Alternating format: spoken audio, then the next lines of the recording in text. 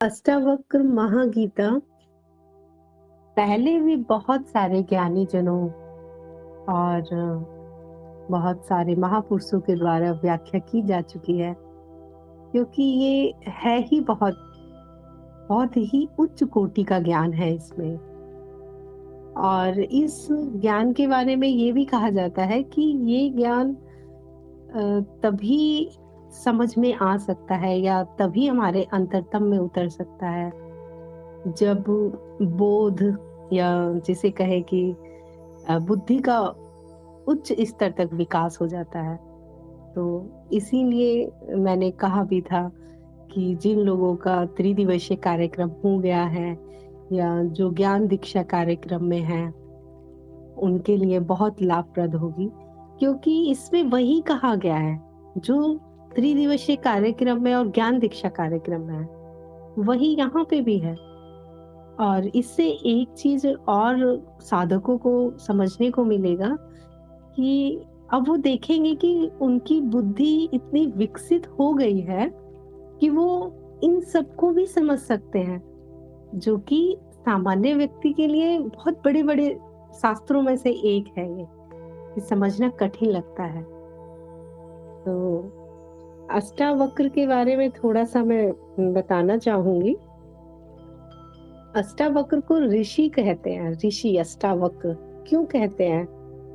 क्योंकि वो बहुत ही ज्यादा ज्ञानी थे, उनको बहुत ज्ञान था। उनके विषय में एक छोटी सी कथा भी है कि जब वो अपनी माँ के गर्भ में थे तो उनके पिताजी उनकी माता को ज्ञान का कुछ उपदेश दे रहे थे या ज्ञान बता रहे थे, जो कि अष्टावक्र को उसमें कुछ त्रुटि लगी। तो उन्होंने माँ के गर्भ से ही उसका सुधार किया, अपने पिताजी को बताया कि आप यहाँ गलत है और ये सही है।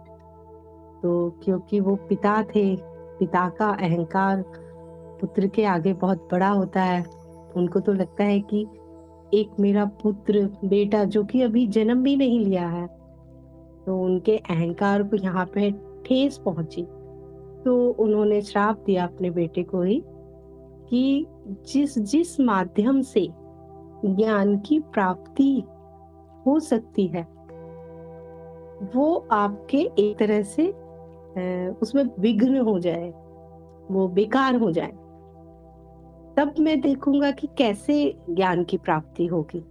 तो इसीलिए बताया गया है कि अष्टावक्र वो 8 जगह से उनका शरीर टेढ़ा था, इसीलिए उनका जो नाम पड़ा अष्टावक्र इसीलिए पड़ा। और एक और छोटा सा ही है, छोटी सी ही एक कहानी है कि ये कब शुरू हुआ। ये अष्टावक्र ने राजा जनक को जो भी उपदेश दिए या ज्ञान दिए, इसकी शुरुआत कैसे हुई। तो छोटी सी व्याख्या है, मैं वो भी करना चाहूंगी। जो कि कहा जाता है कि राजा जनक के सभा में ज्ञान का तर्क वितर्क, ज्ञान की चर्चा चल रही थी, ज्ञान चर्चा, जिसमें राजा जनक की सभा में अष्टावक्र के पिता भी सम्मिलित थे। तो उनकी माँ का आदेश था कि पिताजी को बुला के लाने के लिए, तो वो वहां गए अपने पिता को बुलाने के लिए। तो उनको देख के सब हंसने लगे, उनके शरीर को देख के सब हंसने लगे। तो अष्टावक्र भी हंसे, तो सबको अचंभा हुआ, स्वयं राजा जनक भी हंसे थे। तो जब तक सब हंस रहे थे तब तक ठीक था, लेकिन जब अष्टावक्र भी हंसे तो सब चुप हो गए। तो राजा जनक ने उनसे पूछा कि सब हंस रहे हैं, मैं स्वयं हंस रहा हूँ, समझ आता है, लेकिन आप क्यों हंसे? तो उन्होंने कहा कि जिसे आप ज्ञानियों की सभा कहते हैं, उनकी दृष्टि सिर्फ शरीर तक ही है और आप इन्हें ज्ञानी कह रहे हैं, क्योंकि वास्तव में ज्ञान का संबंध तो शरीर से है ही नहीं। ज्ञान का संबंध ना उम्र से है, ना शरीर से है, ना जाति ना धर्म से होता है। ज्ञान तो किसी को भी हो सकता है, ये तो सबके लिए है। तो राजा जनक को ये विचार आया और उन्हें अपनी गलती का एहसास हुआ। तो फिर राजा जनक अष्टावक्र के पास गए और उन्होंने वहां उनसे ज्ञान लिया। यहाँ से अष्टावक्र महागीता की शुरुआत होती है। तो अष्टावक्र महागीता, एक मिनट, आप लोगों को मेरी आवाज आ रही है?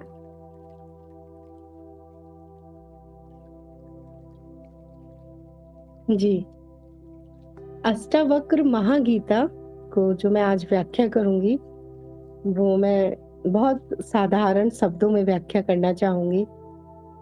और क्योंकि पहले भी ये बहुत सारे ज्ञानी जनों द्वारा इसकी व्याख्या हो गई है, लेकिन नए नए समय में, समय के अंतराल पे नए नए लोगों के द्वारा इसकी व्याख्या होने से जो मुझे समझ आया कि एक समय के अंतराल पे समझने का और समझाने का अंतर आ जाता है, एक नवीन रूप आ जाता है उस व्याख्या का।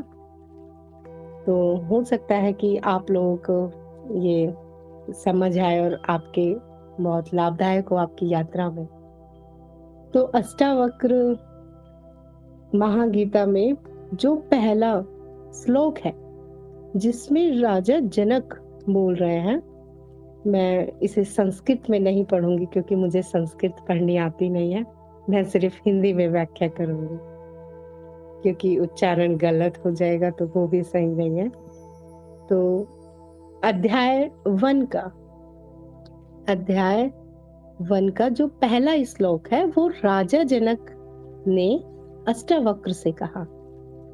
राजा जनक ने अष्टावक्र से क्या कहा ये मैं बताती हूँ आपको।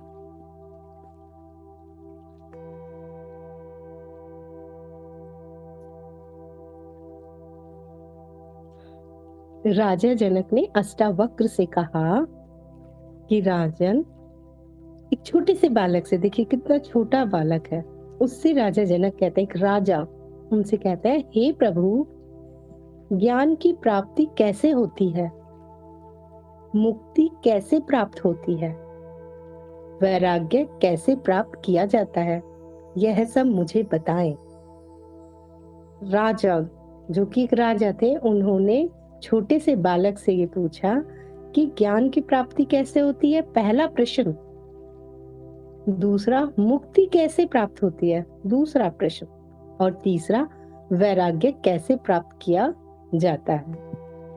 देखिए यहाँ पे मैं थोड़ा सा बताना चाहूंगी कि एक राजा होके एक छोटे से बच्चे से कितनी जिज्ञासा रही होगी, अहंकार थोड़ा सा भी नहीं रहा होगा कि कुछ भी बीच में नहीं आया। उनका पद, प्रतिष्ठा, मान, सम्मान, उनका पहले से एकत्र ज्ञान, छोटे बड़े का उम्र बीच में नहीं आई, तो कितनी जिज्ञासा रही होगी। और जब भी किसी प्रश्न का उत्तर दिया जाता है तो वो प्रश्न का उत्तर नहीं होता है, वो उत्तर सदैव साधक के लिए दिया जाता है, साधक को देखते हुए कि साधक को किस तरह का उत्तर उसकी साधना में, उसके मार्ग में प्रगति करे।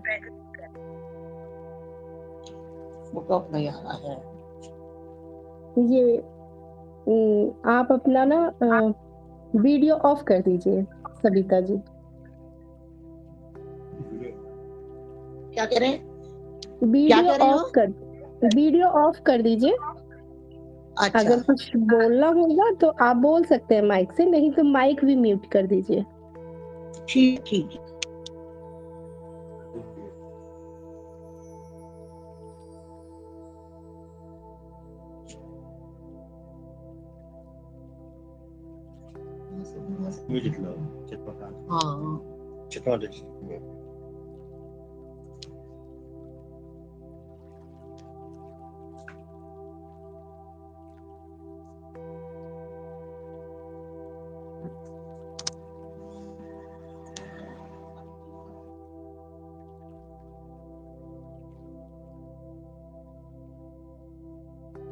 हाँ, तो हम थे कि कितनी जिज्ञासा रही होगी उनके अंदर कि उनके और ज्ञान के बीच में कुछ भी नहीं आया, न पद, न प्रतिष्ठा, न मान, न सम्मान, न आयु, न गुरु, कि गुरु कैसा होना चाहिए, कैसा नहीं होना चाहिए। कोई गुरु के प्रति कोई धारणा नहीं। ये एकदम शुद्ध जिज्ञासा थी। इतने शुद्ध कि छोटे से बच्चे से भी उन्होंने यह पूछा कि कैसे ज्ञान की प्राप्ति हो, कैसे मुक्ति हो और कैसे वैराग्य प्राप्त किया जा सकता है, यह मुझे बताएं। दूसरे श्लोक में अष्टावक्र कहते हैं राजा जनक से, जो उन्होंने उत्तर दिया उसमें वो कहते हैं, यदि आप मुक्ति चाहते हैं तो अपने मन से विषयों को विष की तरह त्याग दीजिए। क्षमा, सरलता, दया, संतोष तथा सत्य का अमृत की तरह सेवन कीजिए। अब इसका क्या अर्थ हुआ? इसका अर्थ हुआ कि यदि आप मुक्ति चाहते हैं तो जो भी विषय हैं उनको विष की तरह त्याग दीजिए। विष क्या होता है? विष को ग्रहण करने से हानिकारक होता है वो स्वास्थ्य के लिए, और ये शरीर नष्ट भी हो सकता है। तो उसी तरह अष्टावक्र ने कहा है कि मेरे अलावा, आत्मन के अलावा जो भी है सब विषय ही है, और जो भी विषय है वो चित्त के द्वारा रचित है, मन के द्वारा। तो उनको मन से रचित जितने भी विषय हैं उनको विष की तरह समझ के, जान के त्याग दीजिए, उन्हें छोड़ दीजिए। और उसकी जगह क्या कहा उन्होंने? किसका सेवन करिए? अमृत समझ के। क्षमा, अगर किसी ने कुछ गलती कर दी तो उसे क्षमा, उसे माफ कर देना। सरलता, एकदम सरल हो जाना। दया, दूसरे पे दया करना। संतोष, जो है ठीक है, नहीं है तब भी ठीक है। संतोष का क्या अर्थ है? यही अर्थ है, जैसा है सब कुछ ठीक है, जो है वो भी ठीक, जो नहीं है वो भी ठीक। और सत्य का अमृत की तरह सेवन कीजिए। सत्य क्या? जो कभी नहीं बदलता। इसका मतलब जितने भी विषय हैं उनको विष की तरह छोड़ दीजिए, जान के कि वो विष है, उसको छोड़ दीजिए। और जो भी हमारी ये चीजें हैं, क्षमा, सरलता, दया, संतोष और सत्य, इनको अमृत समझ के सेवन कीजिए इनका। तीसरे श्लोक में आगे अब अष्टावक्र और आगे बता रहे हैं कि दूसरे श्लोक को भी मैं आपके पास दे देती हूँ।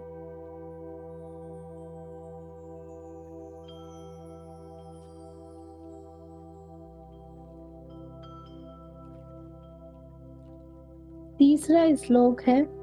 तीसरे श्लोक में भी अष्टावक्र राजा जनक से आगे कहते हैं। पहले तो उन्होंने ये कहा सारे विषयों को विष की तरह छोड़ दीजिए, और जो हमारे सत्य, क्षमा, सरलता, संतोष हैं उनका अमृत की तरह सेवन कीजिए। इसके बाद तीसरे श्लोक में कहते हैं अष्टावक्र, आप न पृथ्वी हैं, न जल है, न अग्नि, न वायु और ना ही आकाश है। मुक्ति के लिए इन तत्वों के साक्षी चैतन्य रूप आत्मा को जानिए। देखिए कितनी अच्छी बात कही है। जो ज्ञान इतने सालों, इतने वर्षों पहले अष्टावक्र ने राजा जनक को दिया था, वही ज्ञान अभी त्रिदिवसीय कार्यक्रम में दिया जा रहा है। वही ज्ञान अभी ज्ञान दीक्षा कार्यक्रम में दिया जा रहा है। तो ये क्या है? ऐसा नहीं है कुछ नया किया जा रहा है, जो पहले बहुत बार किया जा चुका है वही हो रहा है। बस क्या है, परिवर्तन किस चीज का आ गया है? बताने का, समझाने का, व्याख्या करने का, और शैली का अंतर आ गया है, नवीन हो गया है। जो व्याख्यान है वो नवीन हो गया है। तो ये पहले भी बताया जा चुका है और आगे भी बताया जाएगा। इसीलिए ज्ञान दीक्षा कार्यक्रम को हम कहते हैं कि सबसे पहले जो मूल ज्ञान है उसे ले लीजिए, आत्मज्ञान, माया का ज्ञान, एकता का ज्ञान। क्योंकि ये ऐसे ज्ञान है, इन ज्ञान को लेने के बाद अब किसी भी शास्त्र को समझने की क्षमता आ जाती है, बुद्धि का विकास हो जाता है, उसको समझना आ जाता है कि ये कहा क्या जा रहा है। जैसे मैं अपना ही उदाहरण दूं, मैंने गीता पढ़ी तो मुझे कुछ भी समझ नहीं आया। पढ़ ली मैंने, जो उसका हिंदी में था उसका वर्जन पढ़ लिया, लेकिन समझ में तो कुछ भी नहीं आया। वो तो कहानी की तरह रह गया, जीवन में नहीं उतरा। वही अभी कार्यक्रम करने के बाद, 3 दिवसीय कार्यक्रम, ज्ञान दीक्षा कार्यक्रम, मनन, सत्यापन, उसके बाद प्रयोग, अब ईश्वर की, गुरु और गुरु क्षेत्र की कृपा से आज अष्टावक्र की व्याख्या हो रही है ना। तो इसीलिए बहुत ही जरूरी है नए साधकों के लिए भी कि 3 दिवसीय कार्यक्रम जरूर कर लेना चाहिए, ये लाभप्रद होगा। तो तीसरे में कहा है इन्होंने कि आप ना तो पृथ्वी है, ना जल है, ना अग्नि है, ना वायु, और आकाश भी नहीं है। मुक्ति के लिए इन तत्वों के साक्षी चैतन्य रूप आत्मा को जानिए। चैतन्य रूप आत्मा को जानिए मतलब आत्मज्ञान। आत्मज्ञान होने के बाद जब चेतना जागृत होती है और मैं अनुभव करता मात्र हूं, मैं दृष्टा मात्र हूं, तो एक साधक का स्थिति कहाँ पे स्थित हो जाती है, चेतना कहाँ स्थित हो जाती है? मैं अनुभव करता हूँ। जब मैं अनुभव करता हूँ तो मेरे अलावा जो भी चीजें हैं सब अनुभव है, चाहे वो पृथ्वी है या जल है या अग्नि है, वायु है, आकाश है, ये सारे क्या है? अनुभव। और मैं क्या हूं? अनुभव करता। तो यही तीसरे इसमें भी कहा है श्लोक में कि आप इनमें से अनुभव नहीं है, आप अनुभव करता है। आप चैतन्य रूप आत्मा को जानिए और बाकी जो भी है ये सब अनुभव है। ये आगे श्लोक 4 में अष्टावक्र कहते हैं राजा जनक से, यदि आप स्वयं को इस शरीर से अलग करके चेतना में विश्राम करें तो तत्काल ही सुख, शांति और बंधन मुक्त अवस्था को प्राप्त होंगे। अब आप ये देखिए, आत्मज्ञान के बाद क्या यही बिल्कुल ऐसी स्थिति क्या साधक की नहीं हो जाती है? ऐसी स्थिति हो जाती है कि स्वयं को शरीर तो नहीं समझते हैं, शरीर से पृथक हो गए, क्योंकि शरीर भी क्या है? शरीर भी चित्त निर्मित है, मन के द्वारा रचित है। शरीर भी अनुभव है। तो शरीर से अलग हमने अपने आप को देखा और चेतना में विश्राम करे। चेतना में कैसे विश्राम करें? स्मरण करें कि मैं बस आत्मन हूँ, मैं बस साक्षी हूँ, दृष्टा हूँ। और जब जो साक्षी और दृष्टा में विश्राम की अवस्था में आ जाता है तो उसके लिए तो सुख और शांति और बंधन मुक्त, ये सारी अवस्थाएं तो पीछे पीछे आ गई। क्यों? क्योंकि बंधन तो है ही नहीं, ये तो चित्त निर्मित है। बंधन जैसा तो कुछ होता ही नहीं है। ये तो अज्ञान का नाश होता है जो हम समझ लेते हैं। हम क्या समझ लेते हैं? हम यही समझ लेते हैं कि ये शरीर मैं हूं, यही समझ लेते हैं ना कि शरीर मैं हूं। अगर पेट में दर्द हो रहा है तो बोलते हैं कि पेट में दर्द हो गया मतलब मुझे हो गया। नहीं, मैं शरीर नहीं हूँ, शरीर के अंदर दर्द हुआ है, मैं शरीर से बिल्कुल पृथक हूँ। और जब हमारी स्थिति चेतना जब जागृत होती है, जब यह समझ आता है कि मैं सिर्फ दृष्टा हूँ, तब सुख और शांति और आनंद आ ही जाता है। उसे लाना नहीं पड़ता। वैसे आप कितने भी इस भौतिक जगत के कितने भी सुख के पीछे भागते रहो, आप वो थोड़ी सी देर के सुख होते हैं। चाहे किसी वस्तु से मिला हुआ कि आज हमने ये खरीद लिया, आज वो खरीद लिया, घर खरीद लिया, गाड़ी खरीद ली, कपड़े खरीद लिए, या किसी व्यक्ति से आज मुझे इससे प्यार है तो मुझे इससे बहुत खुशी मिल रही है। ये सब कैसी खुशी है? ये सब इन्हें क्षण भंगुर खुशी कहा जाता है। क्यों? क्योंकि प्राप्त होते के साथ ही वो महत्वहीन हो जाती है वो चीज। फिर वो ज्यादा देर हमें खुशी नहीं दे पाती, वो परिवर्तनशील है, वो नश्वर है। तो इसीलिए चौथे श्लोक में अष्टावक्र ने कहा है कि यदि आप स्वयं को इस शरीर से अलग करके चेतना में विश्राम करें तो तत्काल ही सुख, शांति और बंधन मुक्त अवस्था को प्राप्त होंगे। बहुत सारे साधकों का तो ऐसा अनुभव भी रहा होगा कि आत्मज्ञान होने के बाद चेतना में वो स्थित हो जाते हैं, विश्राम की अवस्था में चले जाते हैं, अनावश्यक कार्य छूट जाते हैं, उनके जो जरूरी है बस वही काम होते हैं और जीवन में क्या रह जाता है, सुखी रह जाता है, क्योंकि पता चल जाता है ये जगत तो लीला है, ये तो मिथ्या है, ये तो लीला खेल मात्र है। तो सुख आ गया, शांति आ गई और बंधन तो कुछ बचा ही नहीं। अब आगे फिर अष्टावक्र कहते हैं राजा जनक से, अगर आप कुछ बोलना चाहें या साझा करना चाहें या कुछ बताना चाहें तो अनम्यूट करके आप बोल सकते हैं, या कुछ पूछना चाहते हैं, कोई अगर प्रश्न उठता है तो जरूर आप साझा कर सकते हैं, अनम्यूट करके बता भी सकते हैं। अब आगे जो हमारा श्लोक है, इस श्लोक में श्लोक 5 में इसमें भी अष्टावक्र आगे बोलते हैं राजा जनक को, आप ब्राह्मण आदि सभी जातियों अथवा ब्रह्मचर्य आदि सभी आश्रमों से परे हैं तथा आंखों से दिखाई न पड़ने वाले हैं। आप निर्लिप्त, निराकार और इस विश्व के साक्षी हैं, ऐसा जानकर सुखी हो जाएं। देखिए कितनी सुंदर बात कही है, कितने कम शब्दों में अष्टावक्र ने, बहुत ही कम शब्दों में बिल्कुल शुद्ध ज्ञान, कोई लाग लपेट नहीं, कुछ नहीं, कोई काव्यात्मक नहीं, बिल्कुल सीधा सीधा ज्ञान।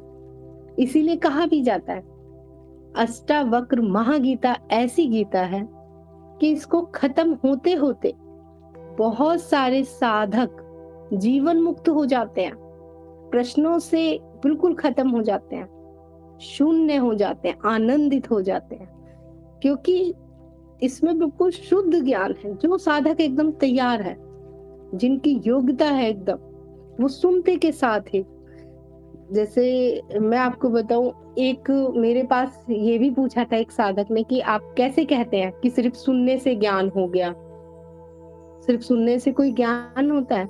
तो ये एक उदाहरण है उनके लिए कि अगर ये कहा जाए कि सारे कौवे काले होते हैं और इस एक वाक्य को अगर गलत साबित करना हो तो एक कहीं से सफेद कौवा ले आए और ये वाक्य गलत हो गया। अब इस वाक्य को गलत करने के लिए संसार के सारे कौवे सफेद हो जाए ये जरूरी तो नहीं है, एक ही सफेद हो जाए उतना ही काफी है ना? सबको सफेद होने की फिर जरूरत नहीं है सारे कौवे को। तो इसीलिए ये बहुत ही अच्छा ग्रंथ है, इसे बहुत ही ज्ञान का, शुद्ध ज्ञान का स्रोत है ये।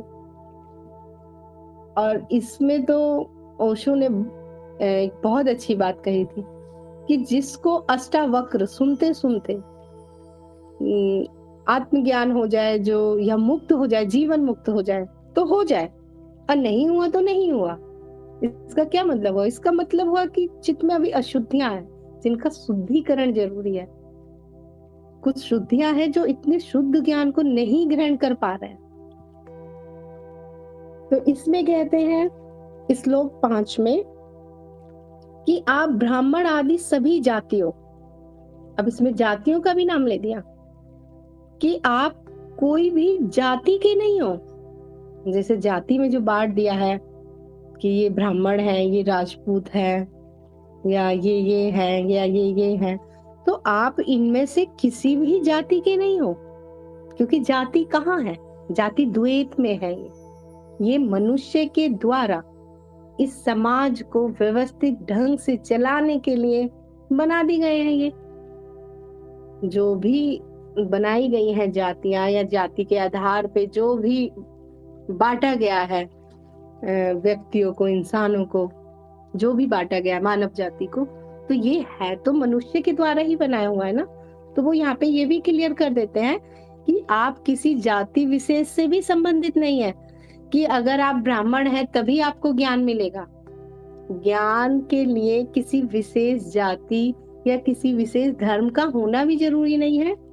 ज्ञान सदैव सबके लिए उपलब्ध है और सभी के अंदर ज्ञान का बीज है। सभी के अंदर ज्ञान का बीज है, सभी को ज्ञान प्राप्त हो सकता है, ऐसी सबकी संभावनाएं हैं, सबके अंदर ये संभावनाएं हैं। तो आप किसी भी जाति के नहीं हैं। आगे वो कहते हैं ब्रह्मचर्य आदि सभी आश्रमों से परे है। आश्रमों से परे का क्या मतलब है उनका? जो हमारे जो आश्रम बताए गए हैं वो 4 आश्रम बताए गए हैं, ब्रह्मचर्य, गृहस्थ आश्रम, वानप्रस्थ आश्रम, संन्यास्त आश्रम।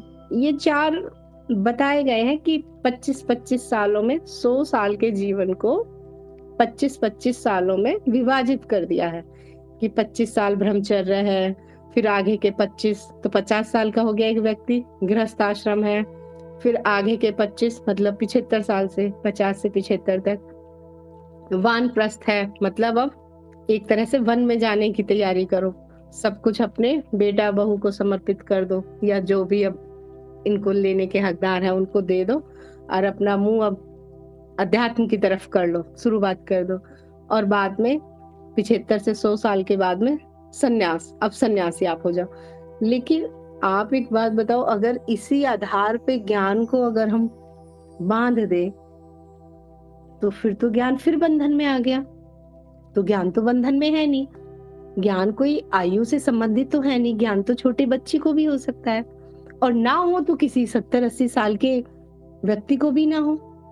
तो इसीलिए अष्टावक्र कहते हैं कि ना तो तुम किसी जाति, धर्म या वर्ण से संबंधित हो और ना ही तुम किसी आश्रम से संबंधित हो, तुम इन दोनों के परे हो। आगे तथा आंखों से दिखाई नहीं पड़ने वाले हैं। अब आंखों से दिखाई क्या नहीं पड़ता है? आत्मन। आत्मन को आप आंखों से तो नहीं देख सकते हैं। आत्मन को आप आंखों से कैसे देखेंगे? वो दिखता तो है नहीं, आप उसे पहचान भी नहीं सकते। कैसे पहचानेंगे उसे? उसका ना रंग है, ना रूप है, ना आकार है, ना प्रकार है, ना कोई गुण है, निर्गुण है। तो कहते हैं आंखों से दिखाई नहीं पड़ने वाले हैं। आगे आप निर्लिप्त, निराकार और इस विश्व के साक्षी हैं। विश्व का मतलब समझ रहे हैं? सब चीज का। उन्होंने ये नहीं कहा कि बस किसी के आप साक्षी हैं, पूरे विश्व के जो भी अनुभव इस शरीर की पंच भौतिक इंद्रियों से हो सकते हैं या शरीर की आंतरिक इंद्रियों से हो सकते हैं या मानसिक इंद्रियों से हो सकते हैं, उस सब के आप साक्षी हैं, दृष्टा हैं। यही बात त्रिदिवसीय कार्यक्रम में संक्षिप्त रूप में बताई गई है कि आप अनुभव करता है और आपके अलावा अब जो कुछ भी है जिसका अनुभव किया जा रहा है वो सब चित्त निर्मित है। और यही अष्टावक्र राजा जनक को बता रहे हैं कि आप ना किसी जाति के हैं, ना धर्म के हैं, ना वर्ण के हैं, ना किसी आश्रम, आप सबसे परे हैं और आप आंखों से दिखाई देने वाली भी चीज नहीं है और आप निर्लिप्त हैं, निराकार हैं और इस पूरे विश्व के साक्षी हैं। ऐसा जानकर सुखी हो जाएं। बस जानना ही तो था, उन्होंने जानने के लिए कहा, ऐसा जानकर सुखी हो जाए। अब जिसका बोध इतना तीव्र है, जिसकी बुद्धि का विकास इतना तेज हो गया, तो जानना ही काफी है। जैसे एक उदाहरण अध्यात्म में बराबर दिया जाता है कि अगर बच्चे से कहे कि तवा गरम है, इसको मत छूना, तो एक बच्चा उसने नहीं छुआ, उसने अपनी मम्मी की बात मान ली, माँ की बात। एक बच्चा उसको नहीं समझ आया, उसने जाके छू दिया, तो जिसने जाके छू दिया हाथ जल गया, उसके फफोले हो गए। तो यहाँ पे कौन से ज्ञान की बात हो रही है? यहाँ पे अष्टावक्र क्या कहते हैं? ऐसा जानकर खुशी हो जाइए। और जिसको ऐसा जानकर खुशी नहीं होना है तो ठीक है, जाके प्रयोग कर लीजिए, जाके तवा छू लीजिए। अब आगे श्लोक 6 में अष्टावक्र कहते हैं राजा जनक से। आगे राजा जनक से कहते हैं, धर्म अधर्म सुख दुख मस्तिष्क से जुड़े हैं। हमारे ज्ञान मार्ग में क्या बताया जाता है शुरू में, कि अनुभव 3 तरह के होते हैं। जगत के अनुभव, जो इस जगत में हमें हो रहे हैं पंच भौतिक इंद्रियों से। दूसरे शरीर के अनुभव, जो हमें शरीर के अनुभव होते हैं कि पेट में दर्द है, या ये मेरा हाथ है, ये मेरा सिर है, ये मेरा पैर है। या आंतरिक अनुभव जो होते हैं दर्द का, पीड़ा का, भार का, तापमान का। और तीसरे तरह के होते हैं मानसिक अनुभव, जैसे कल्पनाएं, विचार, भावनाएं, ये सारे अनुभव। लेकिन जब सारे अनुभवों का एकीकरण करते हैं तो ये पाया जाता है कि सारे के सारे मानसिक स्तर पे ही हैं। सारे अनुभव मानसिक अनुभव ही हैं। और यही बात अष्टावक्र भी कह रहे हैं कि धर्म और अधर्म, सुख और दुख, ये सब मस्तिष्क से जुड़े हैं। मतलब सारे के सारे मानसिक है। ये कोई सुख और दुख नहीं है, कोई धर्म और अधर्म नहीं है। हम जैसा मान ले, हमारा बुद्धि, हमारा दिमाग जैसा कह दे, हम वैसा मान लेते हैं। आगे, सर्वव्यापक आप से नहीं। जो भी धर्म अधर्म सुख दुख, ये सब मस्तिष्क से जुड़े हैं, सर्वव्यापक आप से नहीं जुड़े हैं। यहाँ पे इन्होंने सर्वव्यापक कहा है। सर्वव्यापक क्यों कहा है, इस शब्द का क्यों उपयोग करा है? सर्वव्यापक मतलब आत्मन, और आत्मन का तो कोई स्थान नहीं होता। और जिसका कोई स्थान नहीं होता, इसका मतलब कहीं पे भी उसका स्थान है, सब जगह है उसका स्थान। जिसका एक स्थान किसका होता है? वस्तुओं का होता है, कि यहाँ एक चेयर रखी है, यहाँ एक बेड है, या यहाँ पे पंखा है, या यहाँ पे ये सामान रखा है, टेबल रखी है। तो बस वस्तुओं का स्थान होता है, आत्मन का स्थान नहीं होता। आत्मन स्थान के परे है, आत्मन समय के भी परे है, कालातीत है आत्मन, समय के भी परे है, स्थान के भी। और जिसका कोई एक निश्चित स्थान नहीं है, इसका मतलब वो सब जगह है। इसीलिए अष्टावक्र ने यहाँ पे सर्वव्यापक शब्द का प्रयोग करा। उन्होंने कहा कि जितना भी धर्म धर्म सुख दुख है, ये सब हमारे मस्तिष्क से जुड़े हुए हैं, सर्वव्यापक आप से जुड़े हुए नहीं है। न आप करने वाले हैं और न भोगने वाले हैं, आप सदा मुक्त ही हैं। कितनी सुंदर बात। आप जो अभी हमारे साथ साधक हैं, आप देख रहे होंगे कि कुछ भी इसमें ऐसी चीज है जो कि आपको नहीं बताई गई है। कुछ भी है, सब कुछ आपको पहले ही बता दिया गया है कि आप ना करता है ना भोगता है। ऐसा लग सकता है कि मैं करने वाला, मैंने ये काम किया, मैंने ऐसा कर दिया, श्रेय लेने के लिए हम बोल देते हैं कि मैंने ये किया है, मैं करता हूं, अगर मैं ऐसा ना करते तो ऐसा हो जाता। खुद का कालर ऊपर करने के लिए, है ना, खुद का अहंकार को बढ़ाने के लिए कर्ता का हम ग्रहण कर लेते हैं, एक कर्ता भाव को हम, जबकि वास्तव में ना मैं करता हूं और ना ही मैं भोगता हूं। सर्वव्यापक आप नहीं है, न आप करने वाले हैं और न भोगने वाले हैं, आप सदा मुक्त ही हैं। अब यहाँ पे एक बहुत सुंदर शब्द इन्होंने बोला कि आप मुक्त ही हैं। जब आत्मन मुक्त ही है, जब उसे कोई शस्त्र नहीं काट सकता, उसे कोई मार नहीं सकता, उसे कोई देख नहीं सकता, छू नहीं सकता, कुछ भी नहीं कर सकता, और साथ में वो मुक्ति है, तो फिर ये बताओ, फिर मुक्ति चाहिए किसको? अध्यात्म में मुक्ति किसको चाहिए? मुक्त कौन होता है? क्या कोई बताएगा जो हमारे साथ साधक है? क्योंकि जो साक्षी है वो तो मुक्ति है पहले से, वो तो दृष्टा ही है, उससे तो कुछ मुक्ति नहीं चाहिए। तो फिर मुक्ति किसको चाहिए? किसको चाहिए मुक्ति? मुक्ति चाहिए जीव को।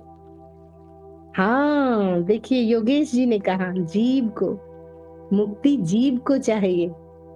देखिए ज्योति यादव जी ने भी कहा है जीव को। सबका एकदम क्लियर है ज्ञान यहाँ पे। सब ज्ञान दीक्षा कार्यक्रम में है, तो सबका ज्ञान स्पष्ट है। और मैं आशा कर रही हूँ कि आप लोगों को ये अष्टावक्र गीता बिल्कुल स्पष्ट ज्ञान, इसका शुद्ध ज्ञान आप लोगों तक पहुंच रहा होगा। तो जो आत्मन है वो पहले से ही मुक्त है, उसको मुक्ति नहीं चाहिए। मुक्ति चाहिए जीव को, क्योंकि इच्छा किसकी? जीव की। जीव की इच्छा जन्म की, जन्म इच्छाओं के कारण ही जीव जन्म लेता है। उन्हीं इच्छाओं की पूर्ति के लिए मनुष्य शरीर में आता है जीव, और पुरानी इच्छाओं को पूरा करने के साथ साथ में नई और इच्छाओं का जन्म हो जाता है। और जब इस शरीर की मृत्यु होती है तो इच्छाओं के साथ में ही जीव चला जाता है, एक नई यात्रा पे निकल जाता है। और यही चक्र चलता रहता है, इच्छाएं और फिर जीव का नया जन्म, फिर नई इच्छाएं जो पुरानी है उसके साथ में, फिर नए कर्म, फिर कर्म के फल। और इसी चक्र में एक जीव फंसा रहता है। मैं नहीं, मैं आत्मन दृष्टा हूँ, मैं इस जीव से परे हूँ, मैं इच्छाओं के भी परे हूँ, मेरा इनसे कोई लेना देना नहीं है। ना मैं करता हूँ ना मैं भोगता हूँ। इसका क्या अर्थ है? ना मैं करने वाला ना भोगने वाला। अब जो करता हो वो भोगो। और यही अष्टावक्र भी कह रहे हैं। अष्टावक्र भी यही कह रहे हैं कि ना आप करने वाले हैं और ना भोगने वाले हैं, आप सदा ही मुक्त हैं।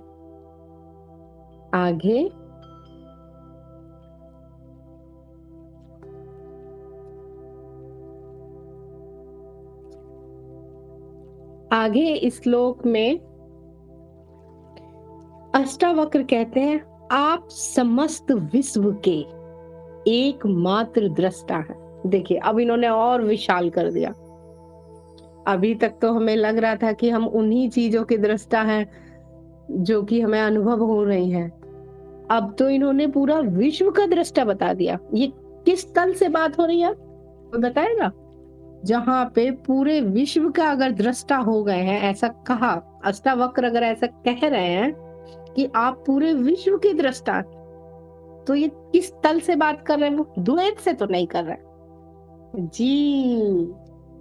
बिल्कुल सही कहा आपने, विश्व चित्त, अद्वैत की बात कर दी, एकता की बात कर दी इन्होंने, है ना, अस्तित्व। उस तल से उन्होंने कहा, क्योंकि अद्वैत से ही कहा जा सकता है ये। आप समस्त विश्व के एकमात्र दृष्टा हैं। एकमात्र पे भी ध्यान देना, यहाँ दृष्टा भी 2 3 4 5 नहीं है।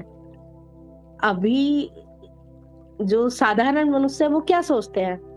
ये व्यक्ति अलग, मैं व्यक्ति अलग, ये व्यक्ति देखने वाला अलग, मैं अलग देखने वाला, जो तीसरा है वो अलग देखने वाला। तो एक साधारण व्यक्ति के लिए दृष्टा यहाँ कितने हो गए? 3 हो गए। साधारण व्यक्ति तो यही देखता है ना कि अगर एक कमरे के अंदर 5 लोग बैठे तो 5 दृष्टा हो गए, 5 देखने वाले हो गए। तो ये कहाँ की बात होनी है? तो द्वैत में हो गई कि 2 है, 4 है, 5 है, 10 है। लेकिन जब ये कह रहे हैं कि आप समस्त विश्व के, अगर वो ये कहते समस्त विश्व के दृष्टा हैं, तब भी थोड़ा सा कंफ्यूजन रह जाता है। इन्होंने कहा एकमात्र दृष्टा है, इसका मतलब दृष्टा एक ही है। और दृष्टा एक कब होता है? जब एकता का ज्ञान आता है, जब ये ज्ञान आता है कि सब कुछ एक ही है। जब ये ज्ञान, जब ब्रह्म ज्ञान हो जाता है, तब ये वक्तव्य निकलते हैं। किसी व्यक्ति से अगर ये वक्तव्य निकल रहे हैं, तभी निकल रहे हैं जब वो ब्रह्म ज्ञानी है कि आप समस्त विश्व के एकमात्र दृष्टा हैं और सदा मुक्त ही हैं। आपको मुक्ति की भी जरूरत नहीं है, सदा मुक्त ही हैं। अब आगे देखिए कितनी सुंदर लाइन कही है, आपका बंधन केवल इतना है कि आप दृष्टा किसी और को समझते हैं।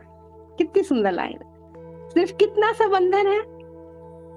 जिस बंधन में, जिस मकड़ी के जाल में हम फंसे पड़े हैं, पति पत्नी, बच्चे, समाज, रिश्तेदार, जाति, धर्म, ज्ञान, अज्ञान, है ना, पूजा पाठ, कितने बंधनों का एक मकड़ी का जाल है, पूरा एक जाल बिछा पड़ा है। और इससे मुक्त होने के लिए कितने सुंदर सा एक लाइन में कहा, आपका बंधन केवल इतना है कि आप दृष्टा किसी और को समझते हैं, अर्थात आप इस शरीर को दृष्टा समझते हैं। आपका बंधन सिर्फ इतना ही है।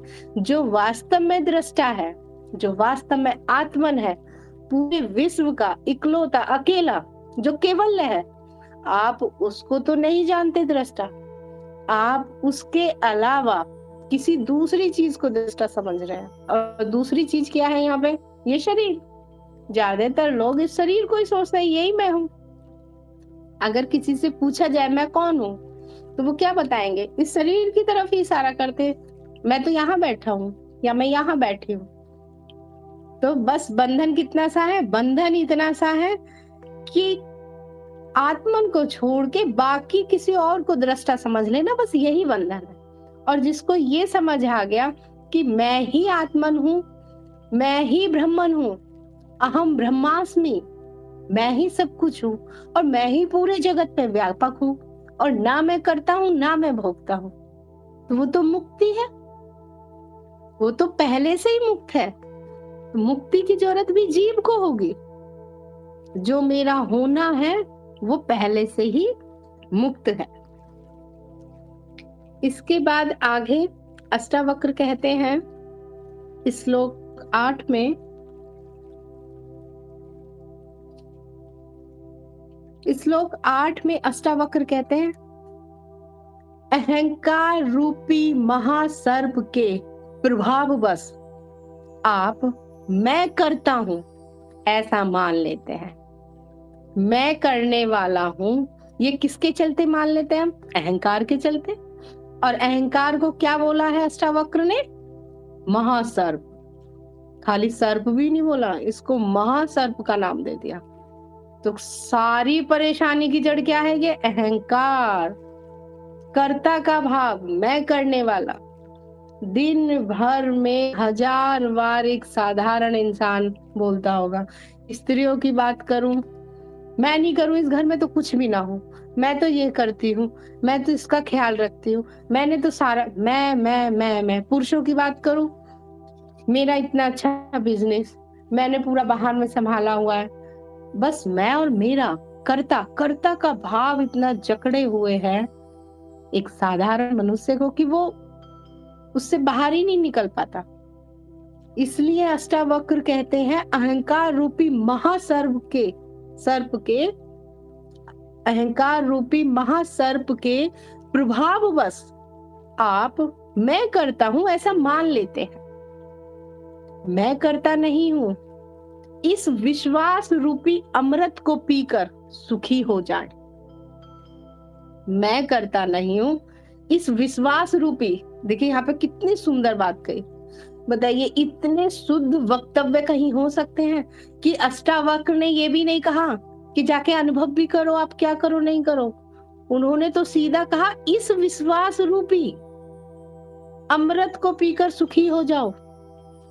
ये जो अनुभव वाली बात है, इन्होंने तो इसको भी साइड कर दिया, इसको भी काट छाड़ दिया, ये भी खत्म करो।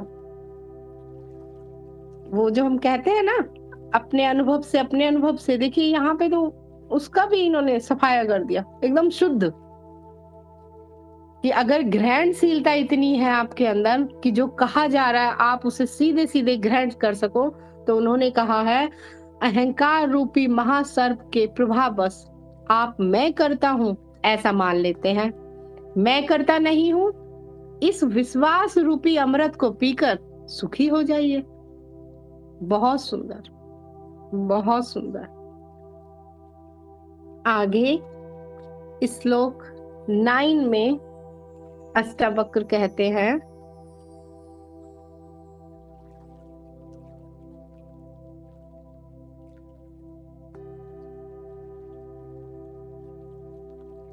श्लोक 9 में अष्टावक्र कहते हैं, मैं एक विशुद्ध ज्ञान हूं, इस निश्चय रूपी अग्नि से गहन अज्ञान कि वन को जला दे। किससे जलाना है, किसको जलाना है? अज्ञान रूपी वन को जलाना है। किसके? ज्ञान रूपी वन से। मैं एक विशुद्ध ज्ञान, इसे निश्चित रूपी अग्नि से, इस अग्नि से कि मैं चैतन्य हूं, मैं एकदम शुद्ध ज्ञान हूं, इससे किसको जला देना है? अज्ञान के वन को जला दे। इस प्रकार शोक रहित होकर खुशी हो जाए। इन्होंने कहा है अब दुख का कोई कारण नहीं है, दुखी भी होने की जरूरत नहीं है, दुख भी नहीं होना है आपको। आपको सिर्फ ये जानना है कि मैं सत्य हूं, मैं शुद्ध ज्ञान हूं। इस निश्चित रूपी अग्नि से, इस अग्नि से और अज्ञान को नाश कर दीजिए। ज्ञान मार्ग में क्या होता है? आप ये देखिए कि ज्ञान मार्ग में क्या कभी किसी को ज्ञान मिला है? कोई कह सकता है कि मुझे ज्ञान हुआ? ज्ञान मार्ग में कभी कोई कहता हुआ नहीं मिलेगा कि ज्ञान हुआ। क्यों? क्योंकि ज्ञान आप किसको कहोगे? क्या मिला यहाँ पे? जिसको आप ये कहोगे ज्ञान मिला, उसके बारे में तो कुछ जाना ही नहीं जा सकता। आप आत्मन के बारे में तो कुछ जाना ही नहीं जा सकता, वो तो अज्ञेय है। तो ज्ञान मिला ऐसा कहना तो व्यर्थ है। हाँ, ये कहते हुए सबको सुनाओगे अज्ञान का नाश हुआ, अज्ञान का नाश हो गया। मतलब जो जो सत्य नहीं है वो हट गया, अब जो बचा वो सत्य ही बचा। तो इसीलिए इन्होंने कहा कि शुद्ध ज्ञान रूपी अग्नि से अज्ञान वन को जला दे, अज्ञान का नाश कर दे। किससे कर दे अज्ञान का नाश? हम किससे करते हैं अज्ञान का नाश? बुद्धि, तर्क, विवेक, इन्हीं सब का उपयोग करते हैं अज्ञान का नाश करने के बाद। और जब अज्ञान का नाश हो जाता है, जो बचा वो तो शुद्ध ज्ञान ही है। अब उसको कहो ज्ञान है या नहीं है, उससे कोई फर्क नहीं पड़ता। और इसके शोक रहित होकर खुशी हो जाए, मतलब इससे दुख भी नहीं होना। अज्ञान के नाश पे कभी कोई दुख होगा? कोई दुख नहीं होगा। तो वो भी यही कह रहे हैं कि अज्ञान का जब नाश होगा। अच्छा, एक चीज और है, अज्ञान के नाश होने पे दुखी कौन होगा? जिसने अज्ञान को सच समझा होगा, जिसने ये जाना होगा कि मैं शरीर हूं, मैं करता हूं। जब उसके अहंकार की कटनी छटनी शुरू होती है, उसको तो पीड़ा होती है बहुत ज्यादा। उसको तो लगेगा मेरा अस्तित्व गया, अब मैं कैसे जीऊं। इन्होंने तो शरीर छीन लिया कि ज्ञान का नाश कर रहे हैं, ज्ञान का नाश कर रहे हैं। शरीर मुझसे छीन लिया, नाम, पद, प्रतिष्ठा, रिश्तेदार, सब कुछ माया है, जगत, कुछ भी नहीं बचा। उनको डर और भय होता है, जिनको मोह होता है इनसे, जो इनके मोह में ज्यादा जकड़े हुए होते हैं, उनको डर है। लेकिन जिसको पता है कि ये अज्ञान है और यही दुखों का कारण है, तो उसको क्या दुख होगा? उसको कोई। तो इसी को अष्टावक्र कह रहे हैं कि शोक रहित तो होकर आराम से खुश हो जाइए। और आज का हमारा आखिरी श्लोक, जो कि अष्टावक्र ने ही कहा है, अष्टावक्र आगे कहते हैं,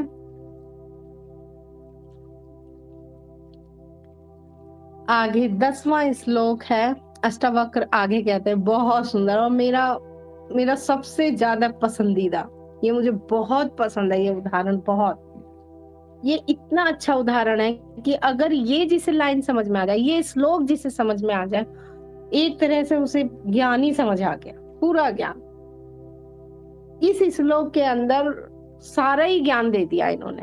इसमें ये कहते हैं, जहां ये विश्व रस्सी में सर्प की तरह अवास्तविक लगे, उस आनंद, परम आनंद की अनुभूति करके सुख से रहे।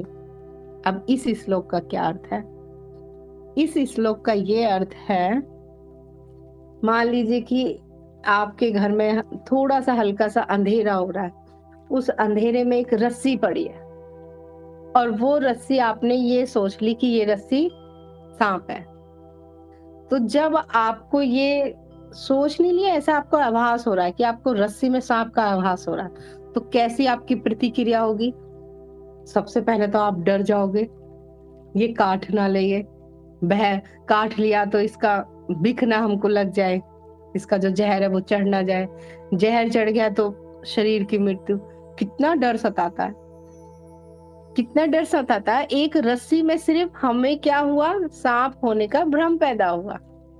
हमें सिर्फ भ्रम हुआ ये कि ये जो सांप, ये जो रस्सी है ये सांप है, और उसके चलते कितनी सारी प्रतिक्रिया हो गई, भय डर कितना हो गया, बहुत सारा हो गया। अब अगर हमने लाइट जला दी, लाइट जलाने पे ये दिखाई दे गया कि ये तो रस्सी है, तो कहाँ गया वो भय, कहाँ गया सांप? हमें सांप को मारना पड़ा? क्या सांप को मारना पड़ा? नहीं, सांप को हमें तो मारना नहीं पड़ा। क्या वो डर कहाँ गया, वो भय कहाँ गया? जो इतना सारा डर था, भय था, काट ना ले, जहर न चढ़ जाए, मर ना जाए, किसको दिखाएंगे, किसको बुलाएं, कौन भगाए, चिल्लाना, चीखना, अगर वास्तव में किसी के साथ ऐसा हो जाए तो कैसी स्थिति होगी, होगी ना, चीखना शुरू, अरे सांप आ गया, सांप आ गया, सांप निकल गया। थोड़ी सी देर के लिए तो लगेगा अरे क्या करें, दिमाग काम करना बंद कर देगा, इधर भागे उधर भागे, डंडा बुलाओ, उसको बुलाओ, उसको बुलाओ, ये क्या हो गया। और जैसे ही लाइट जलाई, अब कोई बताएगा वो कहाँ गया, वो सांप, सांप कहाँ गया, डर कहाँ गया, भय कहाँ गया, सब कुछ खत्म। इसी तरह से अष्टावक्र भी कह रहे हैं, और इसी तरह से गुरुजनों द्वारा भी यही कहा गया है। ये उदाहरण बहुत सारे गुरुजनों के मुख से मैंने सुना है। वो ये कहते हैं कि अगर वो वास्तव में सांप ही होता तो लाइट के जलाने से भी कुछ ना होने वाला था, फिर भय नहीं चला जाता, कष्ट नहीं चला जाता, पीड़ा, डर, मरने का, मृत्यु का भय, फिर वो नहीं जाने वाला था। लेकिन वास्तव में वहां सांप था ही नहीं, वो रस्सी थी। सिर्फ प्रकाश हो जाने से वो रस्सी थी, ये पता चल गया। तो उसी तरह से अष्टावक्र कहते हैं, जहां ये विश्व रस्सी में सर्प की तरह अवास्तविक लगे, उस आनंद, परम आनंद की अनुभूति करके सुख से रहे। अर्थात ये जो जगत है, ये जगत आपको जो सच लगता है, ये सच में वास्तव में ये जगत मिथ्या है, लीला है, खेल है।